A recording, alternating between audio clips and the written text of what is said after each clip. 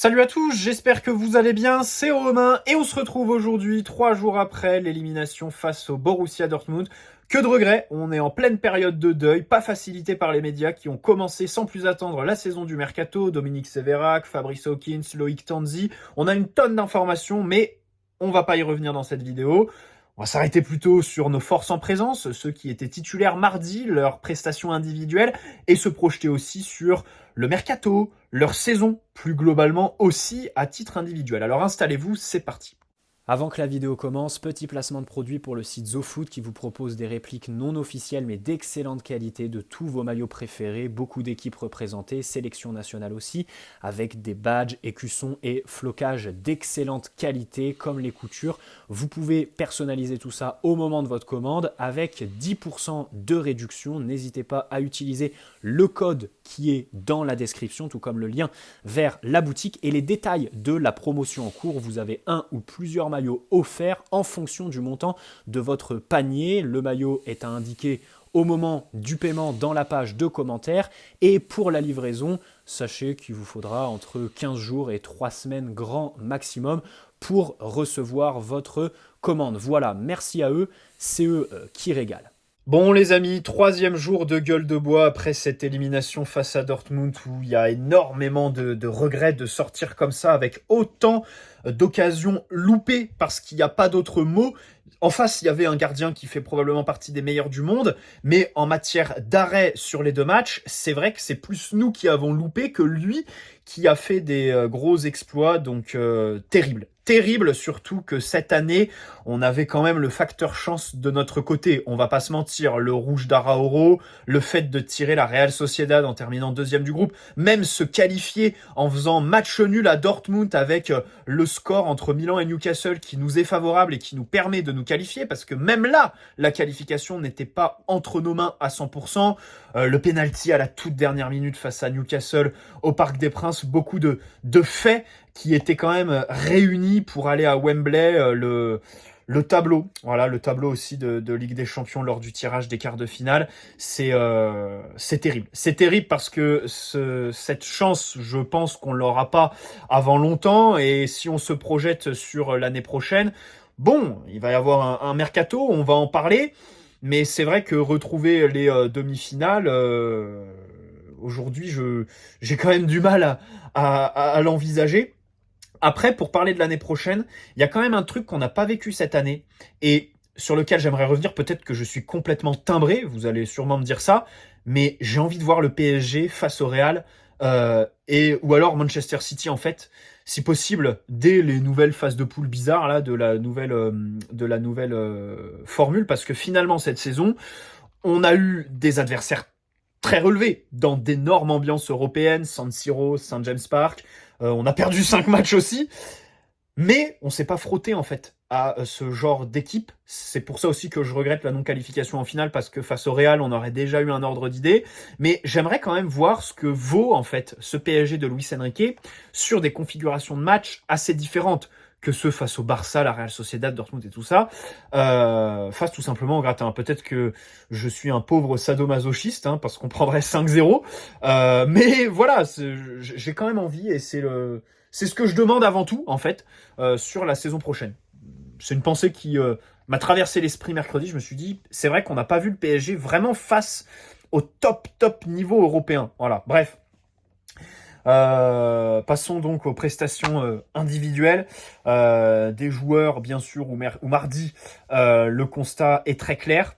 Faire reposer le projet sur eux, forcément, à un moment donné, ça allait te retomber dessus. Je parle de Dembélé, je parle d'Hakimi. Au tour précédent, ça t'avait souri avec les 2 buts de Dembélé qui étaient venus un petit peu d'ailleurs. Là, bon, c'est vrai que mardi, t'es tombé dans le stéréotype de l'équipe qui les cherche tous les deux. Alors que sur la deuxième partie de saison, Luis Enrique avait un peu abandonné les automatismes. Et en ce sens, le PSG était un peu revenu à l'équipe qu'elle était en début de saison, voilà, avec donc ces 2 joueurs sur le côté droit. Mais commençons par revenir sur Donnarumma. Un joueur qui, assurément, sur cette campagne de Ligue des Champions, n'a pas gagné beaucoup de points vis-à-vis des supporters, peut-être aussi vis-à-vis de son entraîneur. Et on va voir ce qui va se passer au mercato pour lui. Moi, j'aimerais juste prendre sa défense sur le but qu'on encaisse. Sur le but qu'on encaisse, pourquoi ? Parce que sortir, c'est pas si évident que ça n'y paraissait sur le direct et après le match. Là où je lui en veux le plus, c'est sur la posture qu'il adopte, à savoir les deux bras en l'air, les jambes très tendues qui font que tu peux pas faire d'arrêt réflexe en fait avec les jambes aussi tendues. Tu dois les fléchir, tu dois être prêt à bondir et au final cette posture pour moi est bien plus grave que le fait de ne pas sortir parce que déjà le corner est très bien tiré, la trajectoire est difficile à lire, elle retombe vraiment au bon endroit de manière tout à fait parfaite. Beraldo est aussi pris, l'organisation collective aussi avec beaucoup de Parisiens au premier poteau, pas de Parisiens aussi dans les buts pour permettre peut-être un hors-jeu de Dortmund au cas où le ballon repart et qu'il le renvoie dans la surface. Si t'as pas de joueur au poteau, ça fait peut-être hors-jeu. Voilà, si le ballon revient, peut-être une idée du staff technique. Une défense en zone dans les 5,50 et au final ça nous retombe dessus. Mais voilà, comme l'a dit Gilbert Bribois, l'étoile de mer de Donnarumma. Là-dessus je lui en veux parce que sur le but de Christensen, il est pareil face au Barça, il faut vraiment qu'il travaille là-dessus. On a eu une information de Di Marzio comme quoi notre gardien veut prolonger et peut-être même prendre le capitana si Marquinhos s'en va. Donc bien sûr, Di Marzio, journaliste italien, on sait qu'il relaie la posture du joueur, à voir ce que le club veut. L'été dernier, Luis Enrique avait fait venir Tenas parce qu'il a le même agent que lui. Là, il y a beaucoup de gardiens qui sont en fin de contrat, donc Navas qui va partir, Le Tellier pour les listes UEFA, sachant qu'on va perdre Mbappé, considéré comme formé en France. Formé au club, je sais pas, mais formé en France, oui. Xavi Simons, qui visiblement ne devrait pas revenir et qui lui aussi avait l'atout d'être considéré comme formé au club. Mukiele, pareil, formé en France. Peut-être que Le Tellier va encore gratter sa prolongation annuelle, ce qui serait exceptionnel. La prolongation à 30 000 euros par an, on le rappelle, c'est le job de rêve pour lui. Mais il y a Sergio Rico aussi, qui va être en fin de contrat. Qu'est-ce qu'on va faire de ce joueur?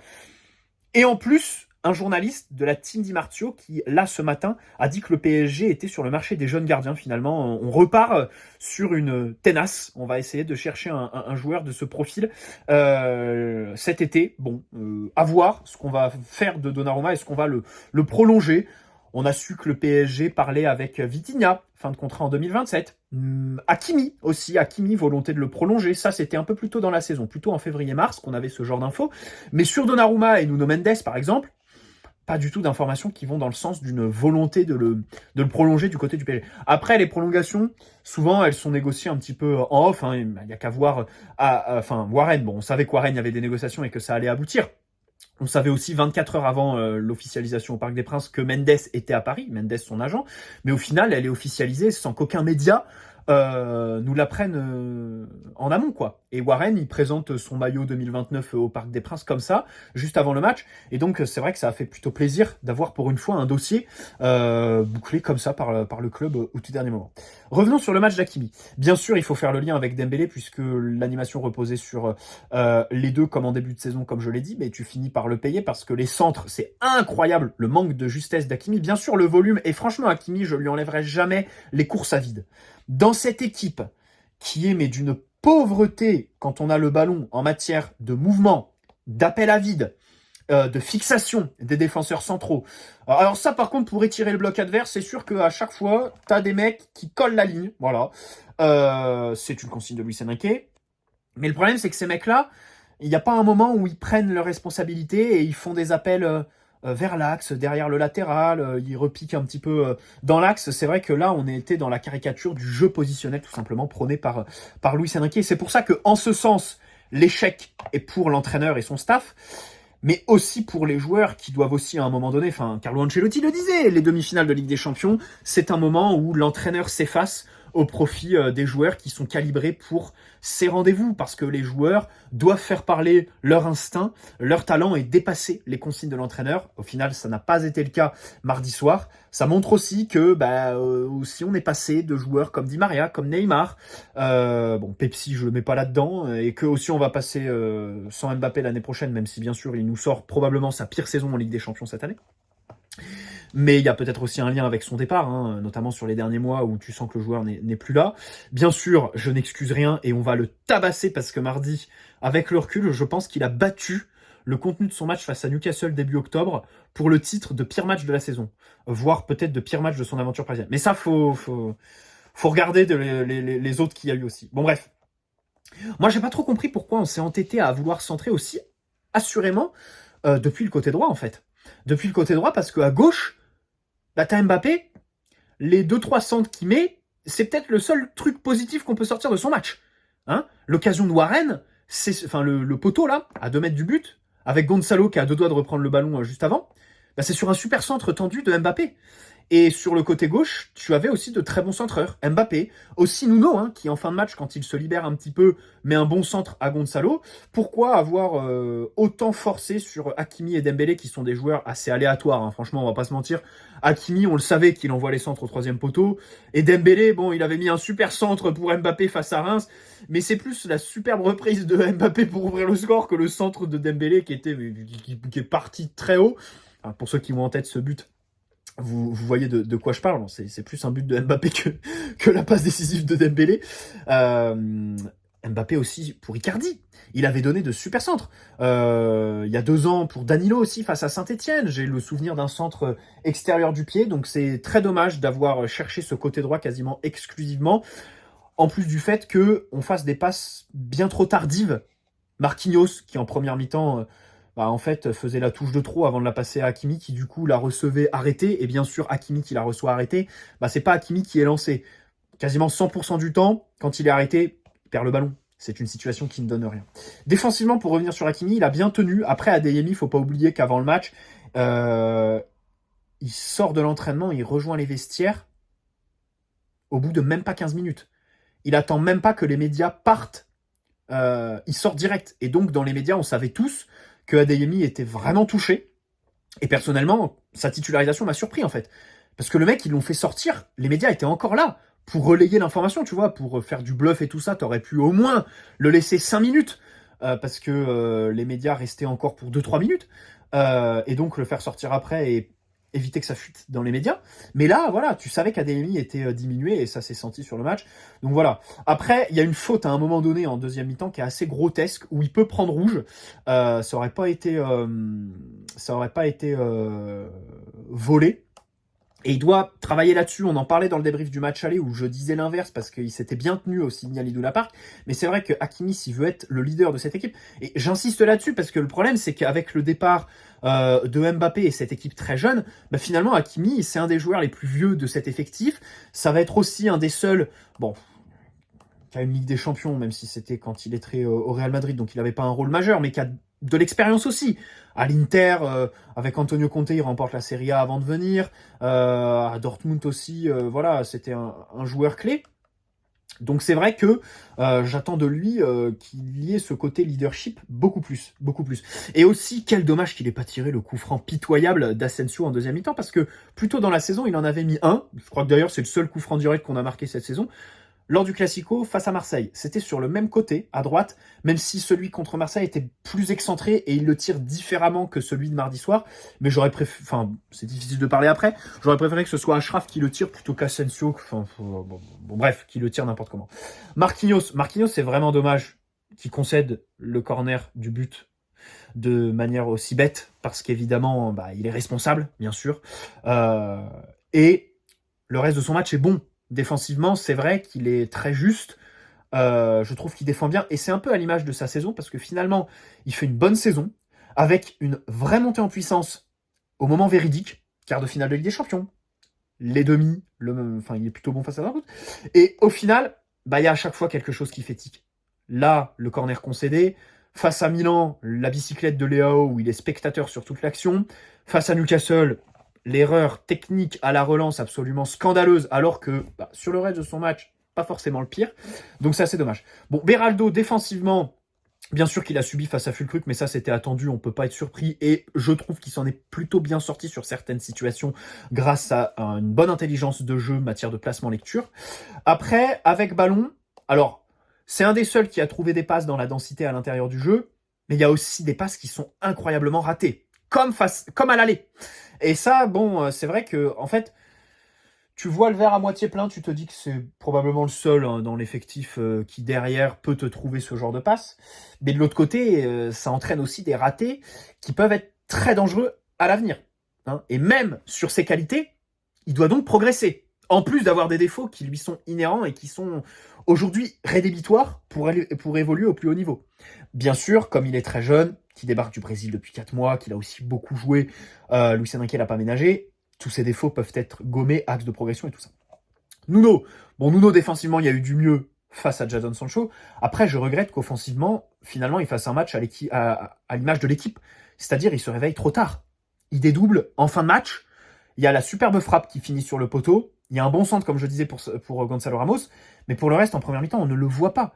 Et c'est quand même très très dommage qu'il ne dédouble pas, par exemple. Le match de Fabian Ruiz, on va s'y arrêter un petit peu plus parce que pour moi, il faut le mettre en parallèle avec les consignes que Luis Enrique lui donne. Quelles sont les consignes? Défendre pour Mbappé. Quand tu es sur le côté d'Mbappé, c'est à prendre en compte. Boucher les espaces sur Jadon Sancho. Épauler donc Nuno Mendes. Sur les phases de pressing, aller chasser le latéral, Ryerson. Jouer relayeur entre les lignes quand tu as le ballon un peu plus haut sur le terrain. Quand tu relances, il est troisième central. Et on lui demande même de se projeter dans la surface. Il y a quelques actions en première mi-temps où il fait de bonnes choses, de bonnes projections. Il tente aussi une frappe qui est contrée à un moment donné. Donc, rendez-vous compte le nombre de consignes qu'il avait à assimiler de la part de Luis Enrique. Donc déjà, pour le rôle qui lui était dévolu, il n'y avait personne d'autre dans l'effectif. Me dites pas qu'un Lee Kang-in ou un Asensio aurait pu coller avec ce que Luis Enrique voulait faire du joueur placé à ce poste. Milieu relayeur, défenseur central gauche, latéral gauche, enfin, je ne sais pas si on se rend compte. Donc, première anomalie sur Fabian Ruiz, c'est le fait que ce soit la seule option dans cet effectif pour ce genre de rôle.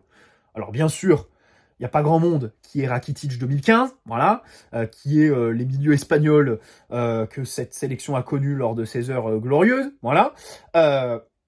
Mais c'est un échec pour la direction sportive qui, lors des derniers mercatos, n'ont pas réussi à recruter ce milieu relayeur qui est polyvalent et qui réussit quasiment tout. Et bien sûr, c'est aussi un échec pour Luis Campos, qui lui demande autant, alors qu'on sait très bien que c'est un joueur limité. Et même si dans sa première mi-temps, il y a du positif, par contre, en seconde, je serais d'accord avec vous pour dire qu'il n'y a quasiment rien de positif parce qu'il perd en lucidité. Et c'est un mec qui, sur un match comme ça, voilà, ne passe pas la mi-temps, ne passe pas l'heure de jeu à l'extrême limite. Et derrière, il tire la langue, il n'a pas le coffre qui suit, tout simplement. Donc c'est très triste. Et vous allez dire, ouais, tu te défends, t'es gentil avec lui. Mais le problème, c'est que je sais pertinemment qu'au 1er septembre, dans tout club normal qui a des aspirations européennes, Fabian Ruiz, dans ce 11, c'est le premier qui saute, en fait. C'est le premier qui saute parce que tu recrutes un milieu de terrain pour le remplacer. Et lui se retrouve dans la rotation. Voilà, tout simplement. Comme c'était le cas en début de saison d'ailleurs. Hein. Il était dans la rotation, il rentre sur les matchs de Ligue des Champions, face à Milan par exemple. Et c'est très bien, voilà, parce que c'est un joueur qui peut te permettre d'avoir le pied sur le ballon sur une fin de match, techniquement très sûr. Ça peut être intéressant pour Luis Enrique. Le problème, encore une fois, c'est qu'il se retrouve titulaire. Voilà. On le sait très bien qu'il est limité. Et tout ça, si vous voulez, je peux le critiquer, énumérer tous ses défauts, son manque de vitesse, son manque de peps. Bien sûr que c'est un yaourt nature, Fabian Ruiz, mais on l'a rabâché et on le savait encore une fois dès sa signature. Donc à un moment donné, il faut mettre en perspective aussi avec ce qui se fait aujourd'hui dans le club. Zahir Emery. Alors, déjà, Zahir Emery, c'est un autre statut maintenant, depuis qu'il a pris son contrat à 10 millions, et que surtout, je pense, George Mendes a eu l'assurance que son poulain ne sera pas mis en concurrence cet été. Hein. Le PSG devrait recruter dans ce secteur plutôt côté gauche, peut-être un Désiré Doué par exemple, mais Zahir Emery, le mettre en concurrence, je pense que c'est vraiment pas du tout ce qui a été négocié avec George Mendes. Le poteau de Zahir Emery, c'est une des occasions que je regrette le plus avec celle de Gonzalo Ramos. Dans le sens où là, bon, match et aussi Dembélé qui s'envole au match aller parce que il est à 2 mètres du but et mettre le poteau, bon, je remets pas tout sur la malchance sur cette occasion, hein. C'est-à-dire que là c'est vrai qu'il y avait vraiment mieux à faire pour le joueur. Ça dénote avec le fait que il nous qualifie en 8e sur un but qu'il marque lui-même au Signal Iduna Park en décembre, et ça montre aussi la grosse différence entre sa première partie de saison et sa seconde. Après, comme Fabian Ruiz, bien sûr, il n'est pas dans la forme de sa vie sur cette seconde partie de saison. Il faut aussi remettre en perspective avec les consignes le rôle qu'il avait. Il était assez délaissé par Dembélé et Hakimi dans les circuits de passe, voilà. Donc c'est vrai que c'est là-dessus plutôt collectif, quoi, une espèce de circonstance atténuante pour lui, même si au duel, je l'ai trouvé aussi en dedans, et il aurait pu aussi beaucoup plus se projeter dans la surface. Donc il s'est cantonné à un rôle de compensation qui ne lui va vraiment pas. Vitinha est sûrement le Parisien qui a le plus gagné sur le parcours européen. Donc vraiment, chapeau bas l'artiste, et je m'excuse pour tout ce qui a été dit sur cette chaîne YouTube à ton encontre la saison dernière, parce que tu as changé complètement de dimension. Par contre, quand je me projette sur l'année prochaine, donc comme je l'ai dit, au milieu de terrain, le PSG veut recruter, mais selon les dernières infos, on devrait recruter qu'un seul joueur. Bon, alors déjà, Vitinha, l'enjeu, c'est de pas faire ce qu'on a fait avec Verratti, à savoir essayer de l'entourer quand même, un peu mieux que Verratti l'a été pendant 10 ans. En recrutant qu'un seul milieu de terrain, ça risque d'être compliqué. Hein, et puis surtout, en matière de rôle, Vitinha, je pense qu'il va rester cantonné à ce poste de numéro 6, parce que le PSG ne recrutera pas, selon moi, à ce poste. On a eu l'information comme quoi Bruno Guimaraes, on n'est plus dessus. Et puis surtout, factuellement, Ugarte est là pour ce poste. Moscardo va arriver. Faut pas oublier le jeune Brésilien, encore plus jeune que Beraldo, mais sur lequel il y a quand même pas mal d'espoir, et qui est là pour jouer numéro 6.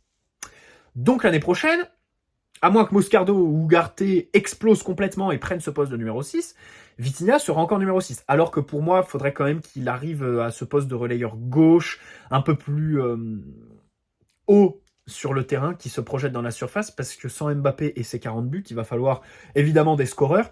Et c'est vrai que Vitinha, enfin cette saison, combien 10. Il va peut-être finir avec une douzaine de buts s'il marque sur nos 3 derniers matchs. Bon, c'est quand même intéressant, quoi. C'est quand même intéressant, capacité de marquer en dehors comme dans la surface, même si au mois de février, il avait un petit moment où il loupait des occasions très proches du but. Moi, je trouve que le rôle de relayeur lui correspond un peu plus que ce rôle de numéro 6, même si en 6, il a aussi plus de temps pour ajuster ses renversements, son jeu long. Et on sait que c'est un joueur aussi qui a besoin d'être un petit peu en pantoufle pour organiser le jeu comme bon lui semble. Donc là-dessus, voilà, on va revenir plus en détail sur les vidéos mercato à ce poste. Mais c'est vrai que là, visiblement, le PSG veut 2 défenseurs. Alors au poste d'attaquant, c'est pas clair. Est-ce qu'on veut et un neuf et un ailier? Donc ça, on va y revenir dans la vidéo mercato. Mais au milieu, je pense qu'on va partir sur un relayeur. Si on en recrute 2, ça me surprendrait, parce que Zahir Emery est déjà là à ce poste. Il y a des infos comme quoi George Mendes veut pas que le PSG recrute, et de toute façon, il a pour mot d'ordre de ne pas placer 2 de ses joueurs au même poste, donc avoir 2 joueurs sous son écurie qui seraient en concurrence dans un même club. Donc à voir si Luis Campos va outrepasser Jorge Mendes, ce que je souhaite bien évidemment, hein. Jamais un agent doit dicter sa loi dans un club. Bref, bonne soirée à tous. Alors j'ai enregistré cette vidéo en première, mais comme je vois que j'ai pas fini sur l'analyse de Dortmund, je me dis pourquoi pas faire une deuxième vidéo sur la fin de l'analyse du match face à Dortmund, et direct embrayer sur les infos mercato, parce qu'on est vendredi 10 mai, il est midi. Et je me dis pourquoi pas poster du coup cette deuxième vidéo que j'enregistrerai là maintenant vendredi, et celle-là, qui était initialement prévue comme première, la poster demain. Voilà, parce que là, du coup, cette vidéo, je peux la poster quand je veux. C'est une vidéo où il n'y aura pas d'informations périmées à un moment donné. Alors que là, si j'embraye sur la fin de l'analyse et les infos mercato, y a moyen que demain, mes infos mercato deviennent périmées. Hein, on sait très bien que la vérité d'aujourd'hui n'est pas celle de demain en matière d'infos. Donc je vais réfléchir. Peut-être que cette vidéo se retrouvera postée samedi plutôt que vendredi. Ciao les amis, prenez soin de vous avant tout.